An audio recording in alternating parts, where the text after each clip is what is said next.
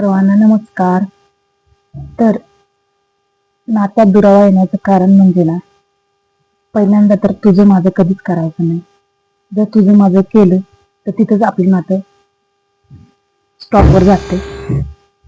पुढे आपण जाऊ शकत नाही. मग ते कोणतंही नातं असू दे, नवरा बायकोचं असू दे, नाहीतर जावा जावांचं असू दे. कारण नातं हे ना आपल्या म्हणण्यावर टिकलेलं असतं कधी पण. आणि ते कायमस्वरूपी हे जर आपलं म्हणून जर आपण टिकवलं ना, तर ते खरंच नातं खूप सुंदरपणे कोणत्याही म्हणजे आई मुलीचं असू दे किंवा जावा जावांचं असू दे किंवा बहीण भावांचं असू दे, सर्वांचं नातं खूप छानपणे टिकतं. फक्त त्याला एकच कारण आहे, तुझं माझं करायचं नाही. ते सर्व जे काय आहे ना, ते आपण सर्वांनी मिळून करूया किंवा सर्वांचं आहे हेच म्हणायचं. हीच आपली संस्कृती आहे. तर तुम्हाला काय वाटतं नक्की कमेंट करून सांगा.